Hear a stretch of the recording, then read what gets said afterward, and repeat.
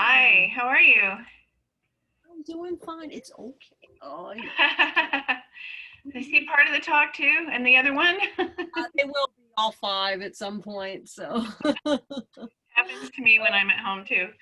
yeah, they just Yep. they don't get that I'm not talking to them, you know. Right. So yeah, they're like, wait, mom, what? So I'm having this is weird. Okay. Let me try. I'm this didn't I've been doing talks a lot and I don't know why this is happening right now, but I'm doing, let's see if it happens. Yeah, my PowerPoint is going right into full screen and won't let me stop it. There is a way, and I'm trying to think. I had that happen to me once, and it took me a few things to figure it out. Let me play with mine. I'll just Okay, pull up a yeah, random one. I'm gonna keep looking too. I just did, I've just done a few talks and it's never done this. I'm not sure why it's doing it. Yeah. I Yeah, find that with Zoom in general, like all of a sudden it's like, what? What are you doing to me now? right. Set up slideshow. Let me see. Oh, here we go. You got it? Presented by a speaker. Browsed at by an individual. Let me try that. Okay, let's see. Wow, that wasn't too hard. Well, Yeah? it was Okay. a little confusing because the menu, has like all the check boxes, but then there's this little, okay, I get it now. Well, good. I now know how to do it. So let me test this real quick. Yeah, you're gonna see if you can And I share. think that's really the only trick. Oop, Should be okay. don't want to be recording quite yet. Channel. So be sure to keep an eye out for that or look at some past talks that we have there. We are hoping to be able to have our store open for a special shopping weekend on December 11th, 12th, and 13th, unless something else comes down from the state or the county. Who knows? We never know day to day, right? But hopefully we will be doing that. And if you're far away or don't want to actually physically come, we have a great new online store. So don't hesitate to check that out. And more and more, we're getting our merchandise on the store. So with that, I want to introduce Beth Pratt. I feel very lucky and privileged that she was able to join us and willing to join us. Beth is a lifelong advocate and activist for wildlife. She's the California Regional Director for the National Wildlife Federation, and she's leading the Save the Cougars campaign, which is the group primarily focused on the Liberty Wildlife Crossing over the 101, which will save cougar lives and many other lives as well from the 101.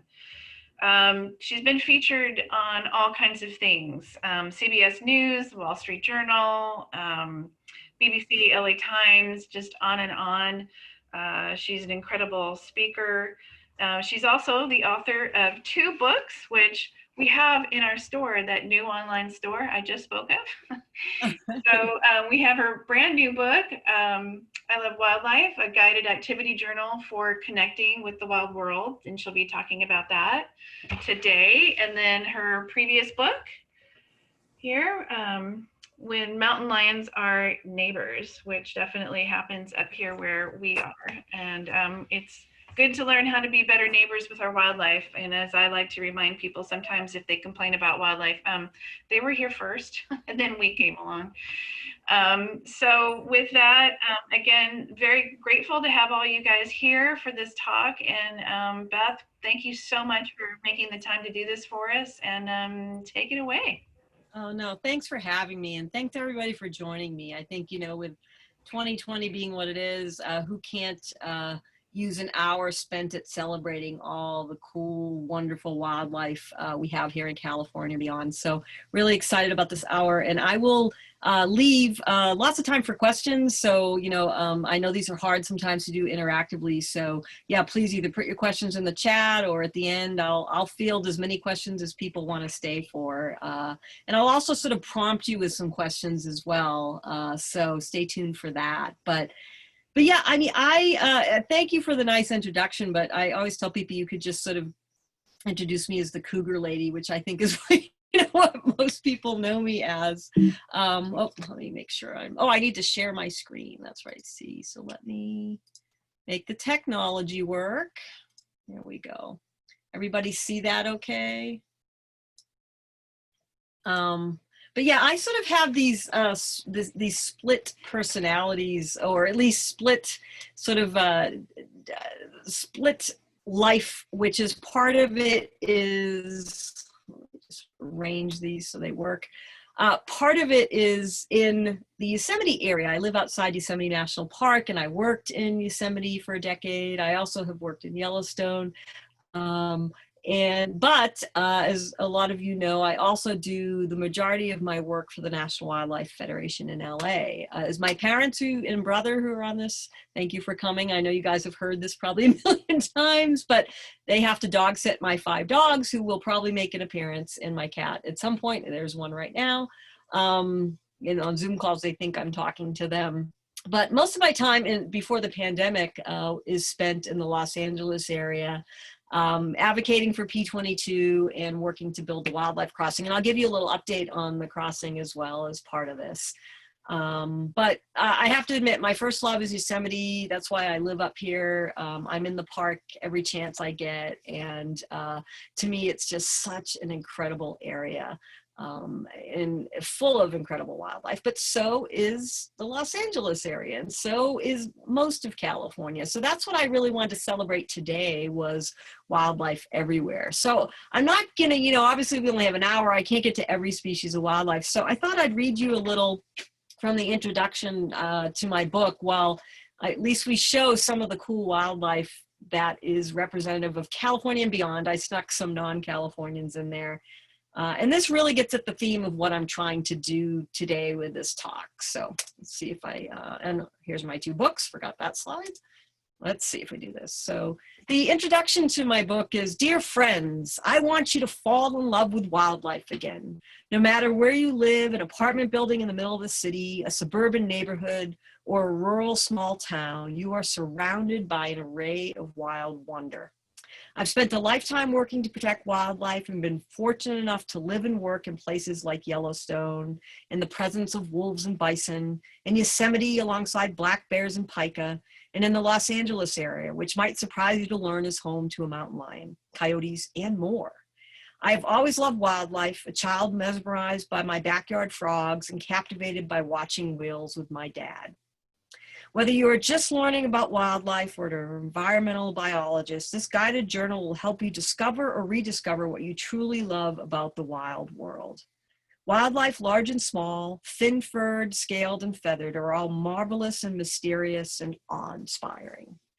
And I think that's, you know, what we sometimes, especially those of us who are environmental advocates or who are working in the science field, and I'm a scientist as well, but we get a little too lost in that. We get a little too lost in the fight, and we get a little too lost in the facts, and we forget how cool and wonderful wildlife is. So although you'll learn, and I'll talk some scientific facts during this, what I really focus on is just how awe-inspiring some of the wildlife I talk to, because you know, for me, this is critical for 2 reasons. One, it brings us joy, and my God, you know, we could all use some joy these days, right?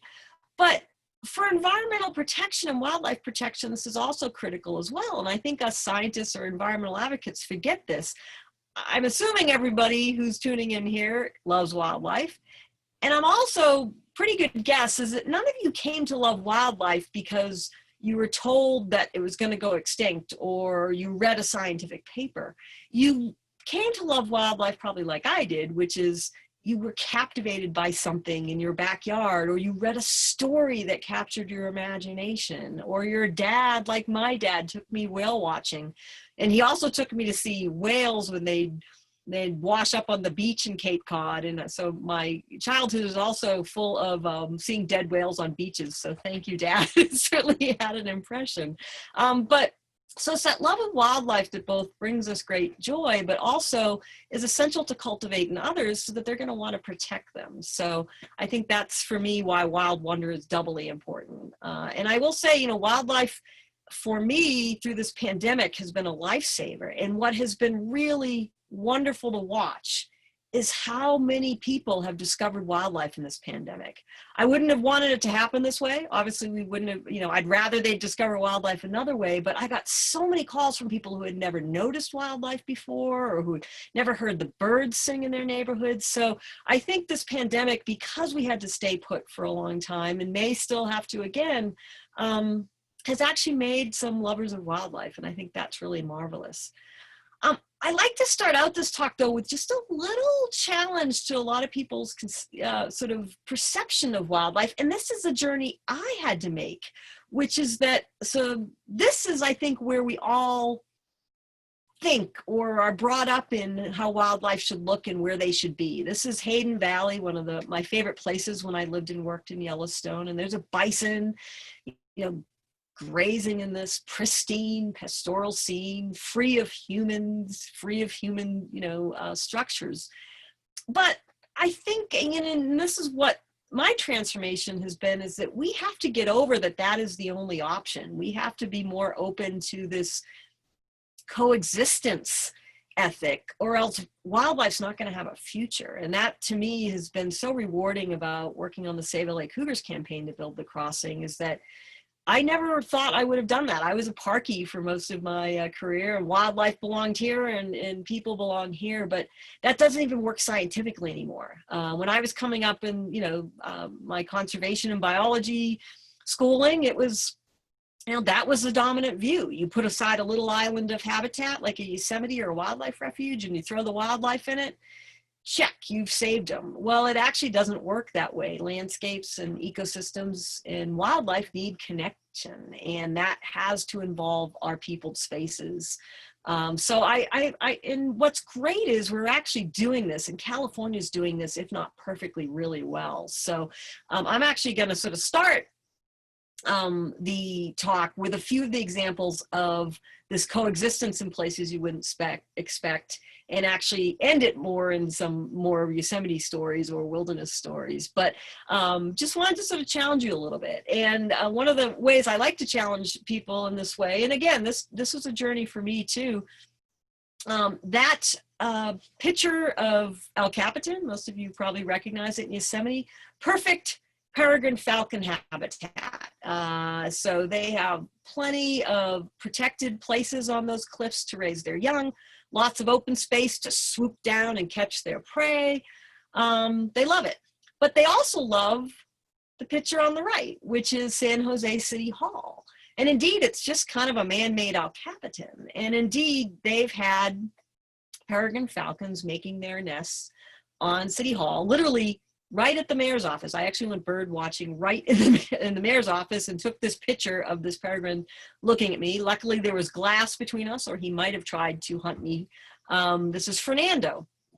And listen, the peregrines don't know the difference. They're not longing to be at El Capitan. So it's really us who get, I think, a little more hung up if, the wildlife isn't in the natural setting. They are adapting. It's us who really aren't yet. So just keep that in mind, because I think that's a hurdle for a lot of people. I am not at all advocating that we do away with places like Yosemite or wildlife refuges. I think you need spaces where there are wildlife only, but we have to open up our human spaces to wildlife as well, or again, they're just not going to survive. These islands of habitat do not work.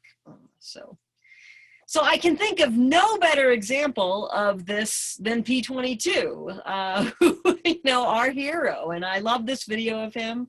There he is with the lights of Los Angeles in the background. And, when I first read the story of P22 in the Los Angeles Times, I thought it was fake news. Although that wasn't a term at the time, I certainly would have used it. And when I called up Jeff Sikich, the biologist who works with the National Park Service, who has since become a friend, and we obviously work very closely on the Liberty Canyon crossing together. But when I called him up, I was very skeptical. I have to admit, I was one of those snobbish Northern Californians, even though I'm originally from Massachusetts, who had probably been to LA a few times. I didn't even know Griffith Park existed.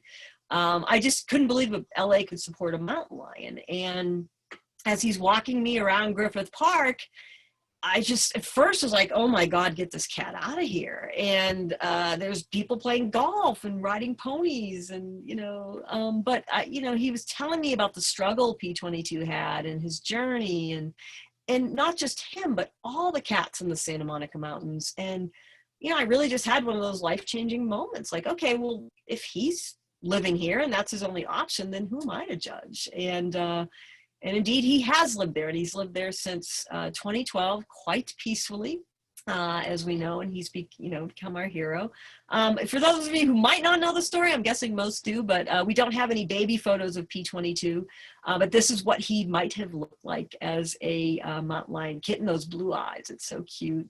But mountain lions live alone, and they are solitary creatures who will fight to the death over territory. So when P22 came of age, like all mountain lions, he had to find a new home, which if you are living in the middle of the most densely populated urban areas in the country, that is not so easy to do.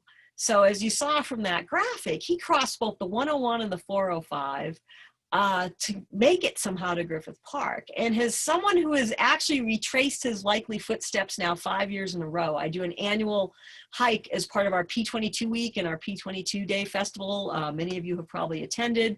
We did it virtually this year, but I still did the hike.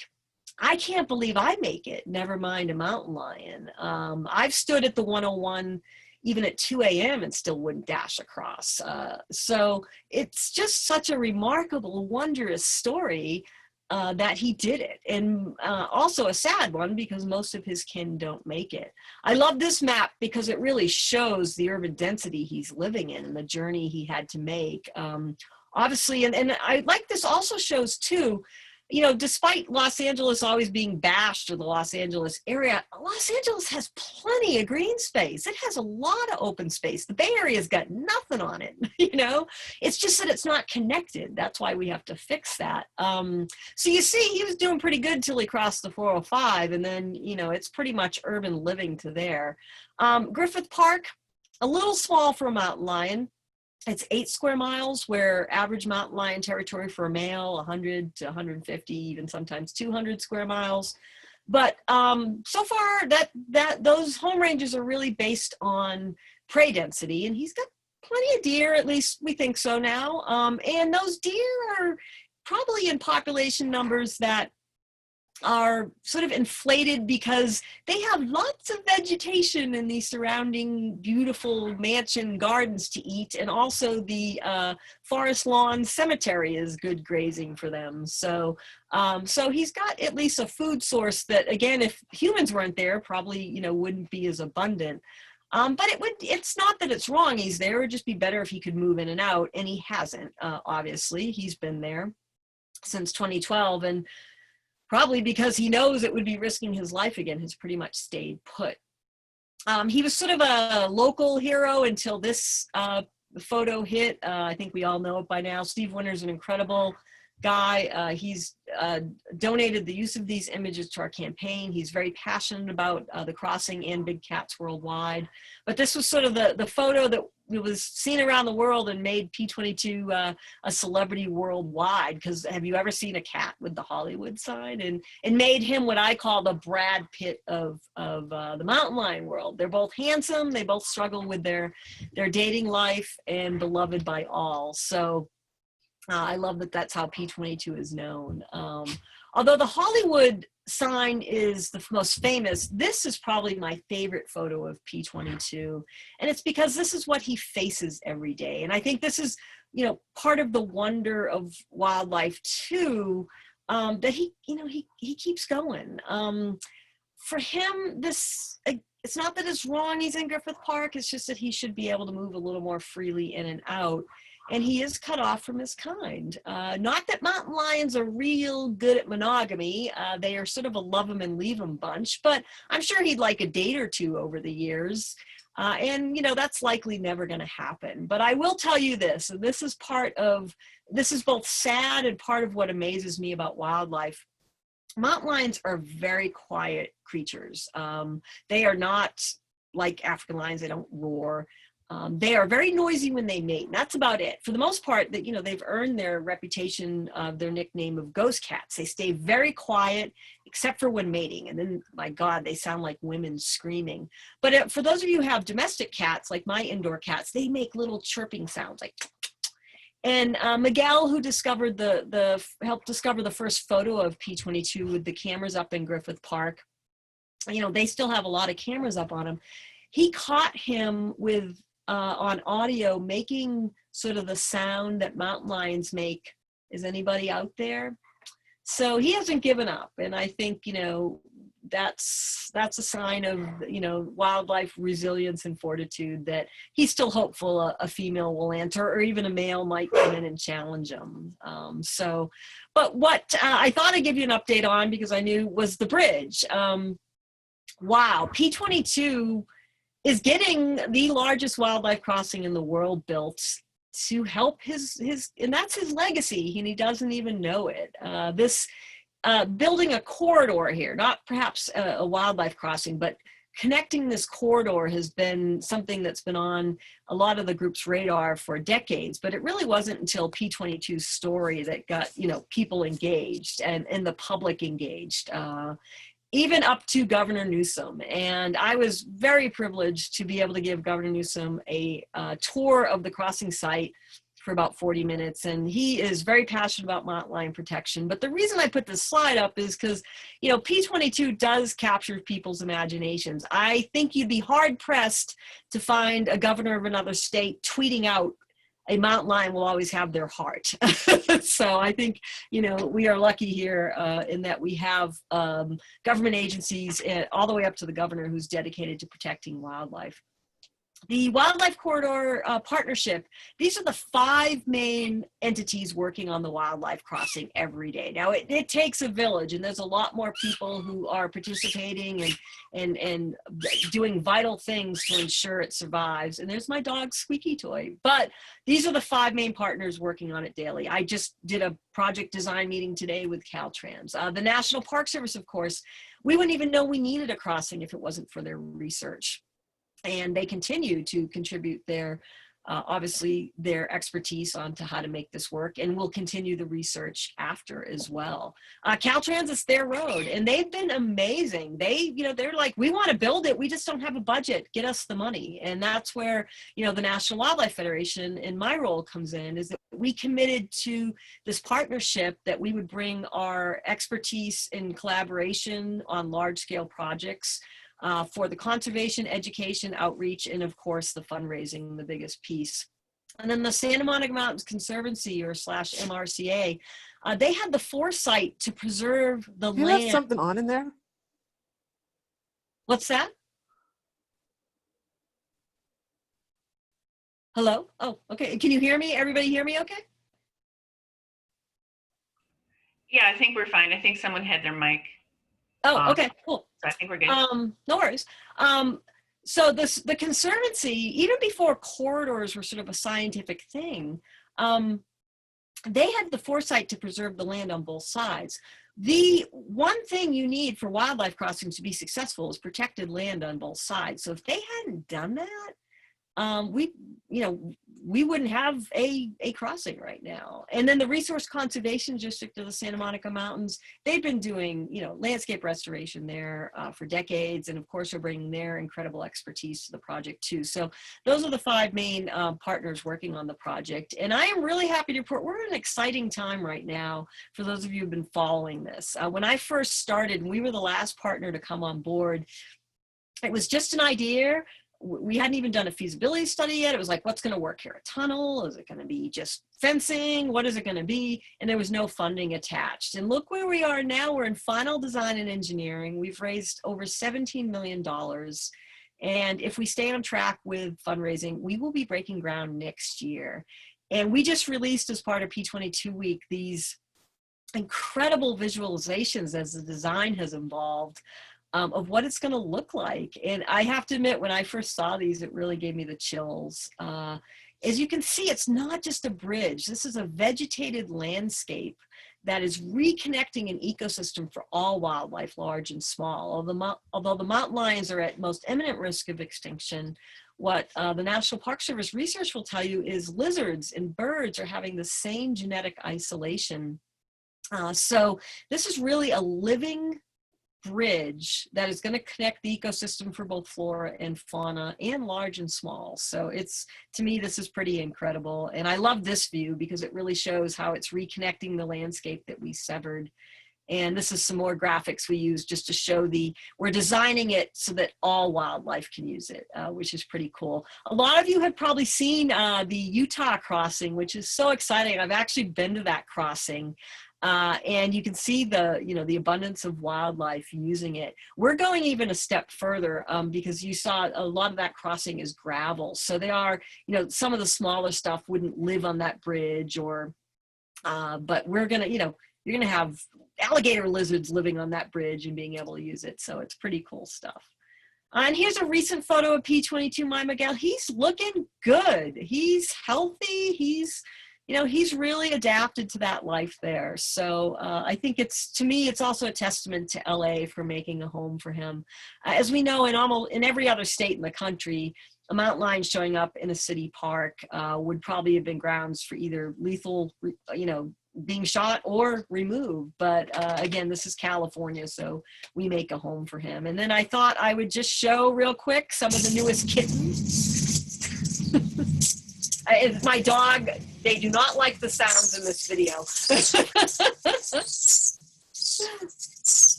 But as you know, or may not know, we had a really incredible summer for 2022, and that 5 new litters of kittens were discovered in the Santa Monica Mountains.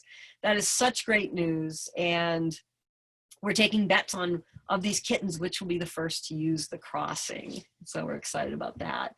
And then I just thought I'd end with up here, I had an incredible mountain lion experience this spring. This mountain lion decided to take a nap in a neighbor's yard, and actually he was very close to the road and very close to their houses. And I think this just shows that, again, we have to be respectful of mountain lions. They can admittedly be dangerous predators, but for the most part, we are not on their menu list, and they are very adept at avoiding us and not sitting there in the woods wanting to hunt us. They certainly keep their distance as normal, but also interact in people's spaces as well. So that was a pretty magical experience as well. So. Coyotes. So coyotes, I think, certainly more than mountain lions, win the award for urban adaptation, probably to the annoyance of many. They are incredibly smart critters, and this is a couple pages from my book, who literally have expanded their range from basically the Southwest to all of the United States and even the urban areas because they're so adaptable. Unlike mountain lions, which are never going to eat our trash, they're what we call obligate carnivores, and they're shy. They're kind of the introverts of the wildlife world. Coyotes are definitely the extroverts, and they can eat anything we eat and then some. So they adapt very well to our human spaces. Is very successul. This is a coyote, though, and I just find them amazing creatures for their intelligence, for their compassion, and their curiosity, because their intelligence is through the roof. They are really curious. You can almost see their analysis as they're considering you. This is a coyote that I saw early in the season. I was probably one of the first people to hike into this basin in Yosemite. And this coyote was very curious about me. This was out in the middle of nowhere. I hike a lot off trail in Yosemite. So this coyote was not at all food conditioned. He just didn't know who I was. He was a young coyote and was kind of wondering, hey, what are you doing? And it was just like he ended up sharing some of my hike with me. He stayed I'd say about 50 feet away and just followed me. Again, not aggressively, just sort of like, who are you? Boy, I've had a long winter. It was quite an encounter. This is another wild wonder moment I had when I was living in Yellowstone. Now wolves, and I'll talk about them later on in the presentation, are an incredible creature. But wolves and coyotes do not get along. Wolves will eat coyotes. And indeed, once we had wolves leave California 90 years ago, coyotes became the dominant canine. Wolves will often just kill coyotes on sight. But this encounter was really interesting. These were actually wolves and coyotes playing. This was a very young wolf, and the coyotes and the wolves were actually sharing sort of a timeout from being enemies, and sort of embarked on some play. And my parents, who were here, actually were there to see this through the scope. It was, you know, quite one of those sort of fun stories about animal friendships. But I think, you know, coyotes also do very well in the urban areas, as I was telling you. Here's a photo from LA. All the way down to downtown LA. Again, we are putting out food sources for them, whether it be, you know, feral cats or pet food or trash that they are adapting to quite incredibly. I wanted to show you a music video that's going to start playing, hopefully, if it works. I think this is one of the most beautiful music videos ever made, but I think it really captures the urban coyote so lovely. It's by Modest Mouse, and you can watch this video on YouTube as we're going to play it, but I'm going to play it for you right now. To me, they have captured in this song, in this video, sort of the urban wildlife sort of mystique and wonder so well. So let me play it.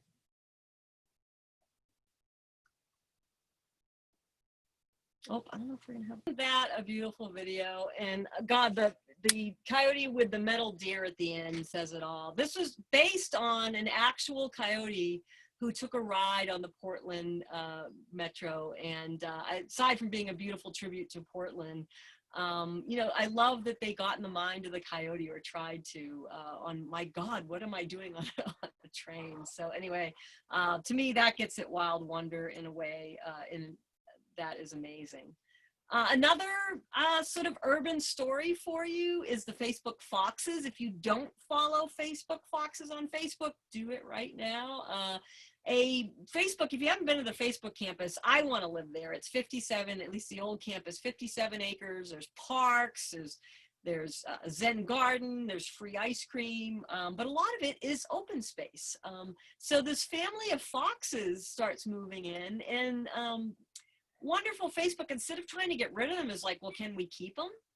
The employees don't feed them and they don't pet them, and the foxes sort of keep their distance a little bit. They never let people approach them, but they give birth right under the boardwalk, and they actually introduce their young to people. And so it's been this marvelous sort of example of coexistence and what can be done. And the photos are incredibly cute, and you get Facebook posts like this. Gray foxes can actually climb. They are the only sort of fox and canine species that can climb. So they climb up on people's cars. They try to go home, and they have to wait because the foxes are taking a nap.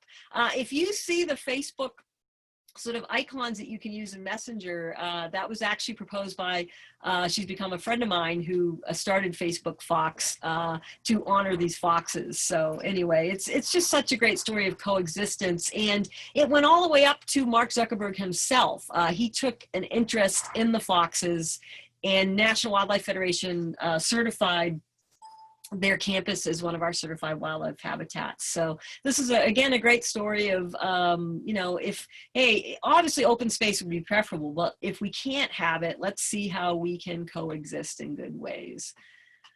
Whew. Let's switch it a little bit. I just covered some of the more successful urban stories, but let me get into some of the wildlife I love up here in Yosemite. And I think if those of you who know me or read some of my books knows that one of my favorite critters is the pika, which just ranks in adorableness, you know, off the scale adorableness. Rob Hirsch, who's a friend of mine, just put out this beautiful book, and he asked me to write. I was really honored to write an essay on the pika, and I call them the king of the high country, and they really are, despite their little size. These are incredible animals. I mean, this is where they live, in territory like this. And I have been actually studying pika on an observational level for about 10 years now, and specifically a couple populations on the Tioga Pass area. And I recently did a talk called Pika Palooza. So I had spent some time gathering up all my pika photos and was astounded to see I had accumulated over 2,600. So that's a lot of cuteness to help in the pandemic. But look at these little guys. They are just the cutest little animal on the planet, but don't let their cuteness, you know, sort of fool you. They are also some of the most resilient animals on the planet. That is me with their poop. Even their poop is kind of cute. It's these little pellets that actually, they will sort of re-eat their feces until like sort of after a few times, the pellet is almost rock hard.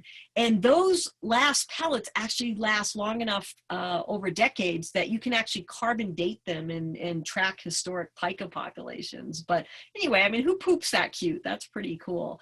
They actually also eat poop, marmot poop right here. They live at elevations usually above, it just depends, at least in the Sierra. At this point, usually you're finding them not too much below 9, and even 10's better. They are impacted by climate change in some complex ways. I don't have enough time to get into it at this talk, but just know it is impacting them. And they don't hibernate, which is really cool. They're also really hard to see. So if you're into pika watching, you have to learn patience. I don't know if you can spot the pika in this right now. Pretty hard, right? They are camouflaged to a T. There is the little pika. And they look like fluffy potatoes. I mean, look at that little guy. There's another good shot that shows you why they are a fluffy potato. And they fly across the rocks. They are not in the rodent family, but a lot of people think they're related to mice. No, they're actually lagomorphs. They are more closely related to bunnies, and they just bound across the rock at speeds. It is really hard to see them. So instead of hibernating at these high elevations, they actually stay active all winter. And the way they do this is they gather vegetation like hay. And here's some cute photos of pika gathering vegetation. And then what they do is store it in these hay piles that they dry in the sun, and then that's what they eat all year. So it's pretty cool stuff that they're able to survive. I also like to show photos of pika butts because they are so adorable. It's pretty cute stuff, those little pajama bottom feet. And then there's actually some individuals the last 2 years that I've been tracking, which it's hard to track pika individuals. So unlike some animals, you don't collar them, and it's not actually the type of research I do anyway. But territory is pretty distinct. And so there's 2 individuals. This is Sophie, and you can see her photos from year to year. This is where Sophie lives. And here's some really just beautiful photos of her actually that were taken about a month ago before Tioga Pass closed. She's a really social pika, and she'll come out and spend time with me as she's gathering quite some time. The other pika I've been following is Petey, and Petey was a social pika, but I'll tell you why his personality changed a little bit. Here is Petey doing his little pika chirp. Let me do it one more time. Yeah, they make pretty cute noises as well. And here's some more photos of Petey from this year as well. He's a pretty cool pika. But Petey used to be social and come out and greet me, but this is what earlier this year came to call, which is a long-tailed weasel, which is one of the more formidable predators of pika in his area. So he's not as social as he used to be, with good reason. If you saw this weasel coming after you, I bet you'd be pretty scared as well. In the I Heart Wildlife book, one of the sort of activities I ask people to consider is sort of what their spirit animal is. And for me, it's the pika, because listen, if they can survive at 11, 12, even 13,000 feet all winter on dried grass, I tend to sort of think, all right, there's no challenge I shouldn't be able to get over then. And I'm not even half as cute as they are. So, and then I would be remiss if I didn't talk about marmots briefly, because one of the wonderful things about pika watching is you also get to see a lot of marmots, although they hibernate, and they are really only out about 3 months a year. When I was pika watching this year, I got to see some baby marmots, which might be almost as cute as pika.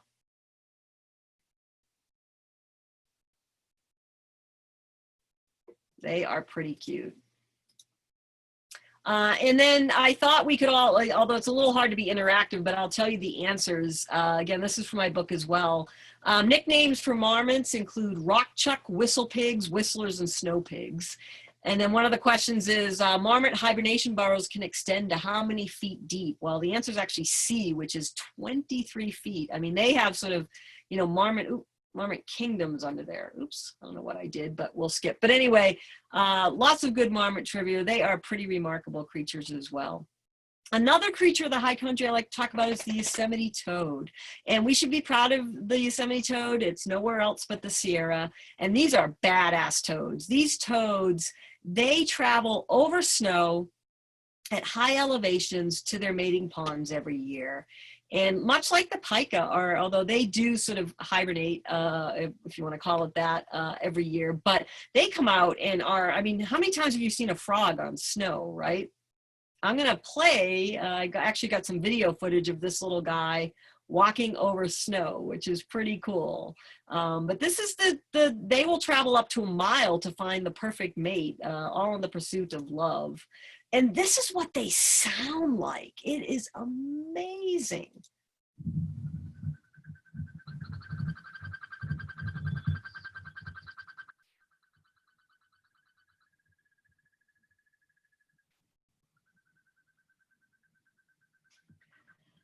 The first time I heard it, I thought it was a bird. I couldn't believe all this beautiful trilling in the high country. So it was pretty cool. And here's some photos of Yosemite toads in amplexus. The males outnumber the females about 10 to 1. So there's a lot of sort of tangling and fighting for the females. The other animal I love, especially in the high country, is butterflies. Some of these are not high elevation species, but I've really been getting into butterflies recently and tracking their movements, both at the lower elevations in the winter when I can't get up to Tioga Pass. Look at these checker spots. Butterflies have so much character, and for all their fragility, they are tough. And I mean, fragile wings, some of them make 1,000 miles and more migrations. And they can't grow back. They cannot grow back their wings. So once their wings get damaged, I see some of them flying in tatters. This is a swallowtail butterfly at 12,000 feet. Check this out.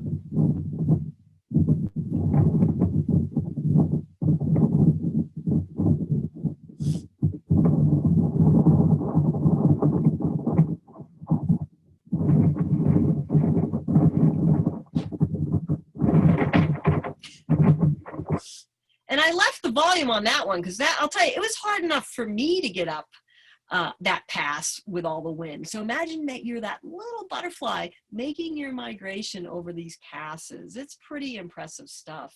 And then the colors, especially butterflies coupled with these tiny alpine flowers, because everything is really small up at these, especially the plants up at these high elevations. There's a Milbert's tortoiseshell. I mean, just the colors. And, you sort of get this brief window, a couple months every year at these high elevations to see these butterflies. I really recommend it. It's quite incredible. The last sort of tale of wild wonder I want to give is the wolf. And I feel so fortunate to have lived and worked in Yellowstone. And hey, guys, calm down. And got to hear wolves howl from my home and see wolves when I was hiking. There's just something about the wolf. in these environments. That is incredible. They're sort of the voice of wilderness, if you ask me. So, hey, come here, it's okay. This is a wolf I got to see in Yellowstone, another wolf I got to see. This is a wolf I got to see on a moonlit night. It was quite incredible. It's okay. This is OR7. He's our hero wolf. See, it's pet feeding time, so all the animals have gathered, even my cat. Yep. OR7 traveled, actually, as the crow flies, about 500 miles, but thousands of miles to become the first wolf to be in California after 90 years. And this is sort of the journey he made. And they thought he was sort of a fluke, but what shows up? A female. And then, of course, the inevitable result is puppies. It's okay, guys. They think I'm talking to them. Here's some of OR7's first litter of pups. That's the Shasta pack. And so California is now a wolf state, and I will probably have wolves in my yard howling probably within 5 years. So I'm pretty excited. The Central Sierra is probably one of the places. It's all right, everybody, we'll eat soon. One of the places that is really good wolf habitat. And if there aren't some here now, they're coming pretty fast. OR7, though, unfortunately, he lived pretty long for a wolf. Average is about 2 to 3 years, but boy, he lived to, I think it was 9, and sort of brought wolves back to California. So it's quite a great tale of wild wonder. We should celebrate him. And again, after 90 years, California's a wolf state again. So, you know, his journey is, you know, rivals P22 for he just kept going and going until, you know, he sort of found this route. And I think he sort of marked a wolf superhighway because the wolves keep coming and are settling in Northern California and Oregon, obviously. So anyway, okay. The last thing I wanted to touch on before we go to questions, and I'll go through this real quick, is I like to end with what people can do. And one of the things people can do is create habitat for wildlife. As I told you, we have to stop thinking that our human spaces are off limits for wildlife. And we have to start thinking that we can actually provide spaces within our backyards or schoolyards or churches or anything like that, that wildlife can live in alongside with us. Now, I'm not advocating for you to make a backyard home for a mountain lion, but a mountain lion should be able to pass through your yard on its way. But what you can work on is the little things, which E.O. Wilson, the famous biologist and conservationist, says is really what runs our ecosystem. And when you look at this in what aggregately, just little things you can do, even if you live in an apartment, hanging stuff outside your balcony can do for conservation, it's adding a lot of wildlife friendly space back that we've lost. We have over 200,000, I think this has been updated, people enrolled in the program, representing 1.5 million acres, and I think that's more now. So that's adding a lot. And we charted out all of the people who have registered over the LA area. And, you know, this starts creating some pretty cool wildlife corridors put together. So I just like to show, like, build it, and they really do come. This is my frog pond every year. And I love my backyard frogs. I could do a whole talk on frogs. I didn't. Some of you who follow me on Facebook knows that I do these sort of manted porn orgies every year, which are fascinating to watch. This was a female with 5 males, and 3 were headless at this point. Snakes. There's a striped racer and 2 of the king snakes. Coyotes, deer, bluebirds. I had a northern pygmy owl, both on my wildlife camera and then came out during the day one day. I've had a bobcat family that's raised their young on my property for 20 years now.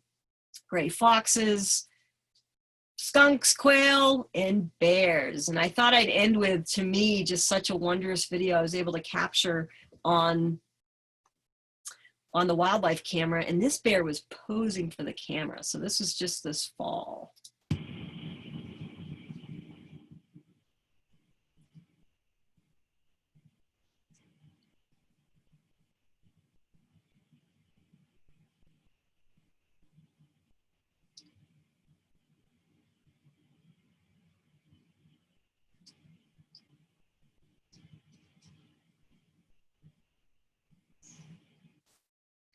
So, I just love that we live among such magical creatures. And for me, it doesn't matter whether they're megafauna like bears or a bird feeder outside your apartment balcony in the city. I think there's so much magic in all of them for us. And, for me, it's dispelling the notion that you have to go to Yosemite to get a great wildlife experience. You can have a wonderful wildlife experience in the middle of LA as well.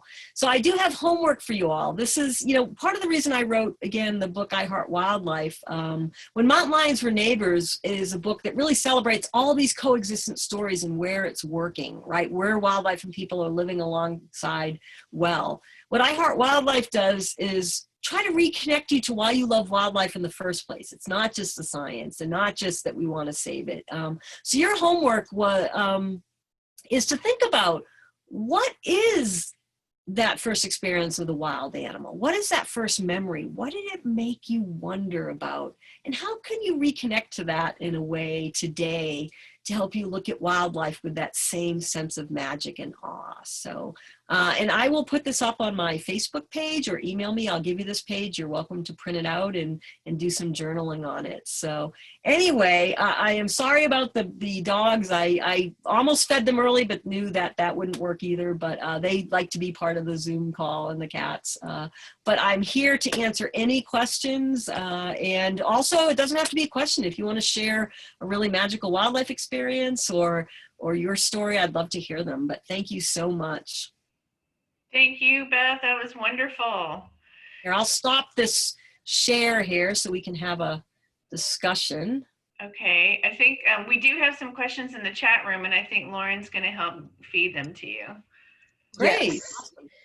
I got a couple emails prior to the talk as well. Okay. One question was, what advice do you have for local efforts to create wildlife crossings?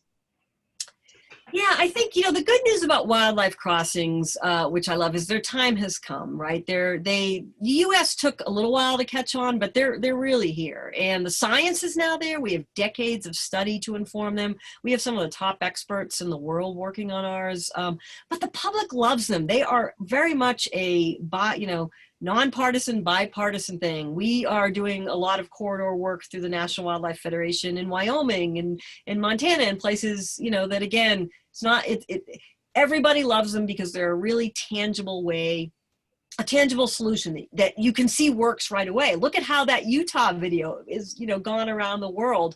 One of our wildlife crossing stories for Liberty got 1 billion media impressions worldwide, and we hadn't even built it yet. So I guess the advice for you is, first, and be scientific about it, right? What's going to make a wildlife crossing successful has some real good scientific basis. Be very specific about what is your goal.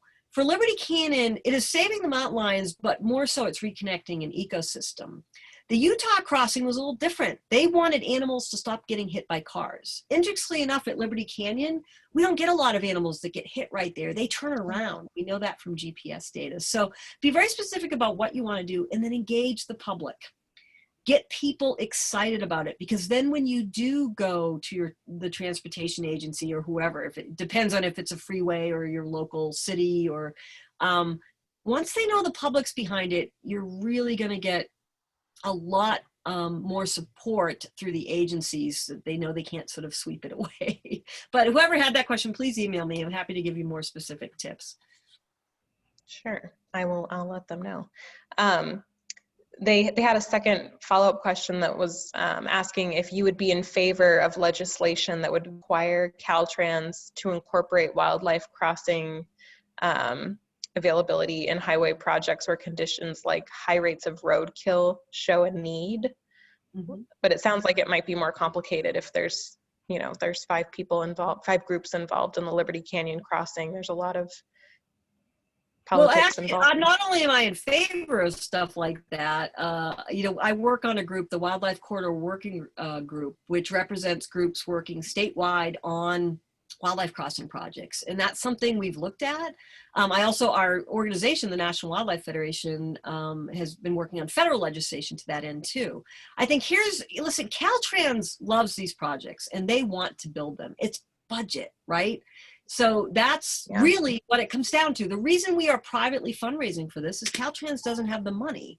And if they move it from bridge repair, they're going to get, you know, public outcry, right? So that's what we have to figure out. I think Caltrans would be happy to build these.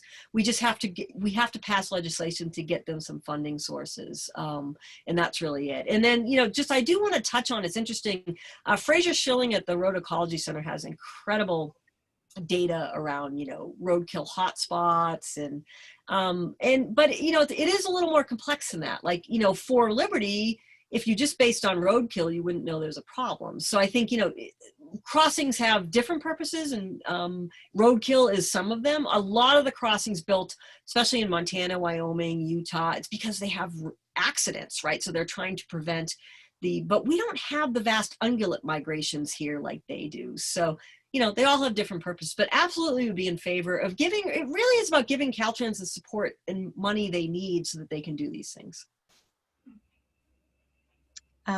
Great, good, all good things for us to know. Suzanne asked us in the comments, what's the current estimate of when the wildlife crossing at Liberty Canyon will be completed? Do we know? Yes, God, that is something I just, again, was at a monthly project design meeting. I am probably talking to Caltrans daily. Right now, if we stay on track with fundraising, we will be breaking ground next year. Caltrans, the final design and engineering, which pretty much produces the blueprints, gets it to shovel ready. They will be finished in the spring, and that is ongoing. We have them pretty much funded through the spring, so there's no delays. You know, it's kind of in kind of a boring phase. If I shared, you know, PDT meeting minutes with you, everybody would start snoring. So sometimes it seems like stuff isn't going on, but it is. They are moving ahead and working on this, producing the blueprints. So it is up to the National Wildlife Federation, our partners, to get us to the finish line. We have raised 17 million on an 85 million campaign. I know that sounds like a big gap to cover, but it really isn't in some respects. Some of the asks we have out right now are in the $30 million range. So, and what we ran into early on in the campaign is that old catch-22. For those of you who've worked on these projects know, donors don't like to give to planning, but you have to get past the planning before you can get the construction dollars. So we're almost past the planning. So fundraising has really accelerated exponentially. We still need everybody's help, but we've hit every fundraising target to date, and I'm not going to sleep till we make this. So right now we're looking at fall of 2021. So you're all invited to the break ground.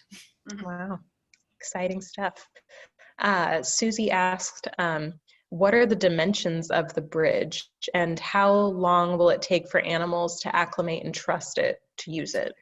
Yeah, it's a really good question, Susie. First, the bridge at the largest in the world, and it's not the largest because I want to build the largest, it's one of the world's largest freeways plus an access road. And you have to trick animals to going across the road. One of the things we have to design for, it's never been done in an urban setting like ours before.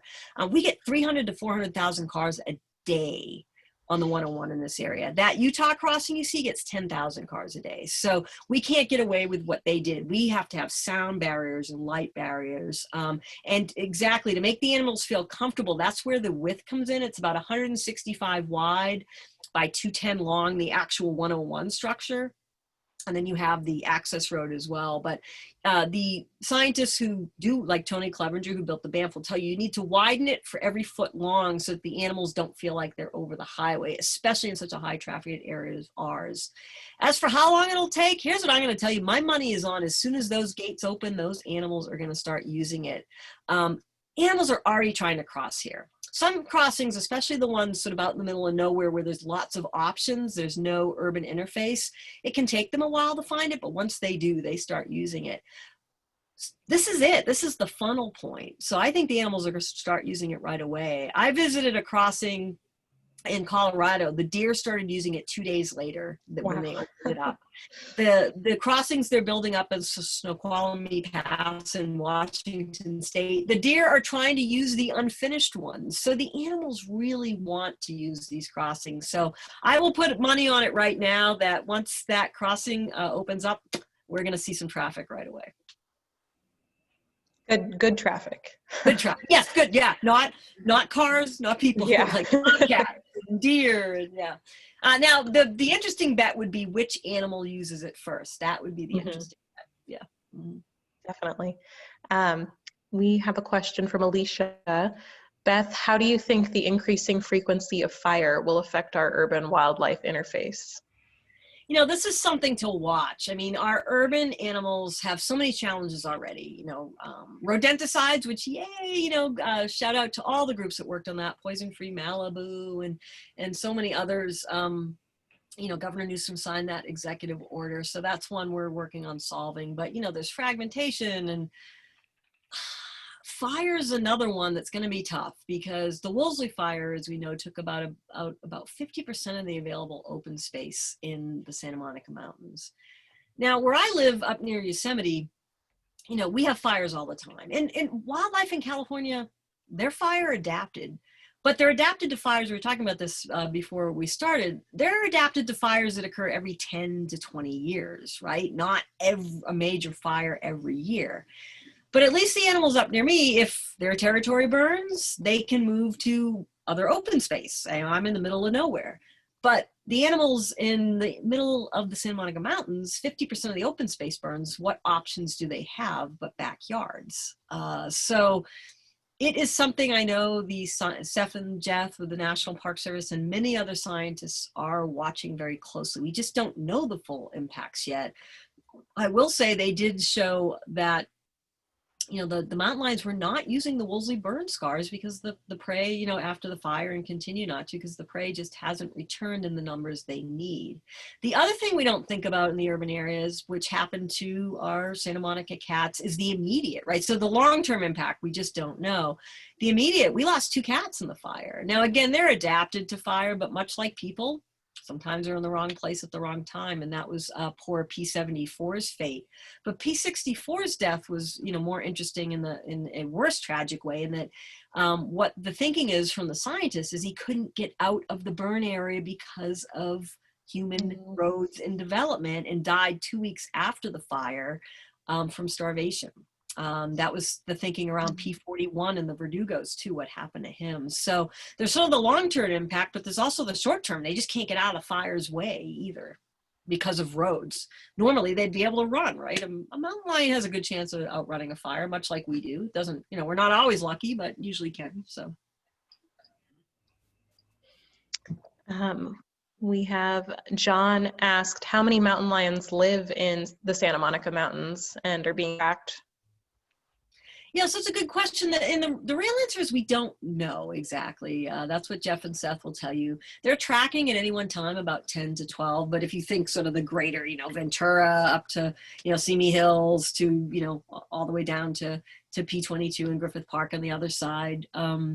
We do know mountain lions are, you know, very, very self-regulating. They don't share territory. So we do know sort of probably the limits to how many mountain lions can exist. You know, you're just not going to have an overpopulation of mountain lions.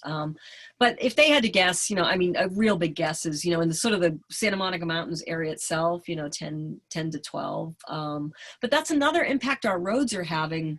If you look at a range map that the National Park Service put together, it tells a really interesting story. And, you know, from over 100,000 GPS points, we know 2 things. One is that the freeways define their ranges, right? You just, they're defining these ranges in an unnatural way. And we also know that, you know, they're defining the ranges in ways that mountain lions overlap that they probably wouldn't, again, up near places like I live. They're not going to share territory as readily. So they're a little bit smaller ranges than you'd normally see as well. So yes, these look like a couple of comments. We had Luna shared, for Santa Barbara County residents, I post wildlife videos from my trail cameras in the San Marcos Pass area here. She said, not monetized, I just love wildlife and love to share. So there's a nice little YouTube link there for folks. And then Sherry shared, I have hazed deer back from the exact location where the bridge will be and sat with my hand on a buck as he took his last breath after being struck by a car, same location. That is Sherry Ferber, one of our incredible Save LA Cougars volunteers. And yeah, so where we are getting roadkill there is, Sherry knows, is Agora Road, which the animals do try to cross because it's only a 2-lane road and much less traffic. And we have gotten, there was a mountain lion that was killed on the freeway, the 101. But again, for the GPS points, they're, at least the freeway portion, the animals are much more likely to turn around. But yeah, Sherry knows. She's, I've been with her when we've seen roadkill, especially on Agora Road. And Sherry's just been one of the most dedicated volunteers to getting this done. So thanks for being here, Sherry. But yeah, roadkill is, I actually didn't put it in this talk. I've started putting it in my Save LA Cougars talks. I figured the wild wonder of California, you didn't want to see dead things. But I started, I didn't early in my working on this show photos of dead animals on roads because but I do now. I think it is very important for people to understand what this means. You know, it is hideous. It is horrific. These beautiful animals, whether it's a mountain lion or a fox or even a butterfly. I feel terrible during butterfly season, but we had a mountain lion that was killed by a car up here that I actually went out and sat with the dead animal. And it, you know, these are beautiful animals, and you know, to see them, you know, mowed down by steel, when we, you know, it's a solvable problem. Both slowing down, you know, is something we can all do, but also the you know, these crossings are, you know, they're solvable. We just need to implement them. So I think you know, the good news, some of these environmental problems are really hard to solve. These aren't. We know what works. These crossings really get animals across the road. I think that does it for the questions. Yep, go ahead, Lauren. Yeah, I was going to say, but if anyone has any last questions they want to get in, you're welcome to unmute and ask. I'd love to hear, has anybody thought about, even if just randomly, you know, what is that first animal that I asked about? Anybody have any answers yet? That first animal that captured your imagination? I guess I can go. I don't know. I can't quite remember the first, but I have a very vivid childhood memory of being in Yosemite, and we were having breakfast, and there was a bear dying to get into the locked garbage next to the restaurant we were eating at. And I was fascinated, and my dad took me closer than my mom wanted me to go, but it's a very vivid memory. Dads will do that. Yeah. Anybody else? What other animals captured your imagination? I could say that, when I was very little, I used to keep an eye on the birds that would come through our backyard because they would change. I'm in Southern California. They would change throughout the year. And there was a particular bird that it's like a finch, and it had a stripe on its head. And it was, you know, it was a migratory bird. And I called them football helmets because they looked like little mini football helmets. And I just became obsessed with like tracking them and seeing when they showed up. And, you know, it's like stuff little kids do. That's awesome.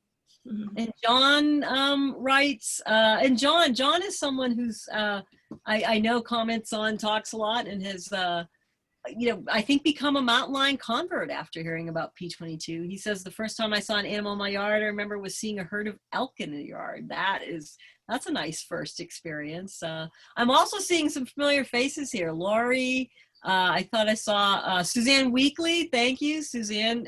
You donate to the crossing quite a bit. Peter Pumphrey, hello, coming in from the east side. Wait, boy, just thanks everybody for showing up here. Danielle says, when I was little, my dad would let me keep a caterpillar or a frog in a jar, but just overnight. Danielle, that was my experience with frogs too. I would collect the frogs in my neighborhood because growing up in Massachusetts, that's about all we had was birds, squirrels, and frogs. Now there's bobcats there and coyotes where I grew up, but not then. We had banished wildlife at that point. And I used to collect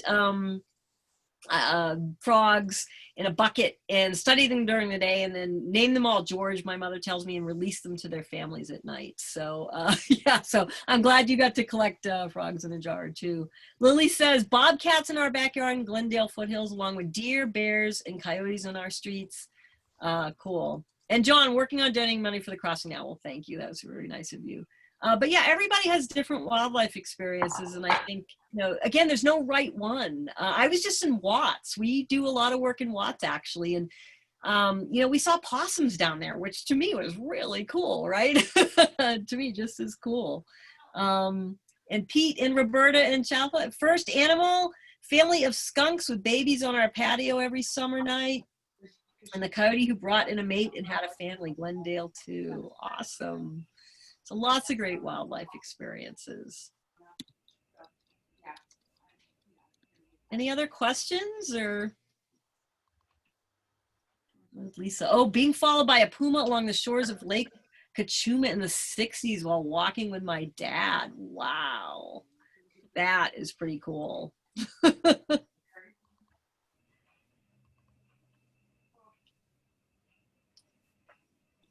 Well, it looks like maybe it's time to wrap up, and I'm sure your dogs would like to be fed. They were definitely letting me know.